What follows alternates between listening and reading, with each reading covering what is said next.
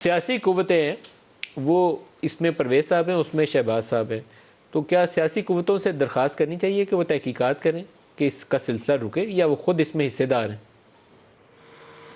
ملک صاحب اس میں بنیاد پہ تو ہمیں یہ طے کرنا ہے کہ ہم ایک سیکیورٹی سٹیٹ کے طور پر ہم یہ جو ہماری شناخت ہے، جو ہمارا تشخص ہے، وہ بالکل ایک سیکیورٹی سٹیٹ کی طرح ہو گیا ہے کہ جہاں پر شخصی آزادیاں نہیں ہیں، جہاں پر لوگوں کے فون ٹیپس کیے جاتے ہیں، ان کو عرصہ دراز تک حراست میں رکھا جاتا ہے بغیر مقدموں کے، اور پھر ساتھ ہی ساتھ عدالتیں اور تمام جو سیاسی نظام ہے اس کی مجبوریاں بے نقاب ہوتی ہیں۔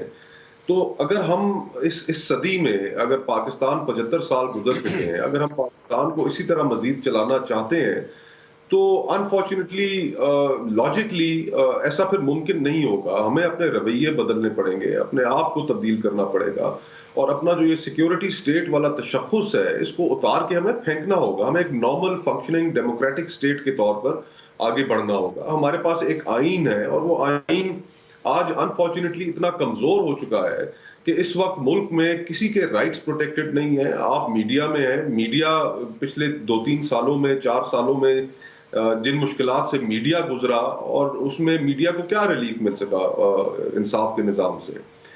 صحافیوں کو ان کے اوپر کیا کچھ نہیں گزری، سر بازار ان کو گولیاں مار دی گئیں، انصاف نہیں ہو سکا۔ اسی طرح سیاستدانوں کی آڈیو لیکس، ویڈیو ٹیپس بن جاتی ہیں۔ ایک جج صاحب کی ایک کیس کے اندر، غالباً نواز شریف صاحب کا احتساب کا کیس تھا، اس کے اندر ان کی ویڈیوز آ گئیں۔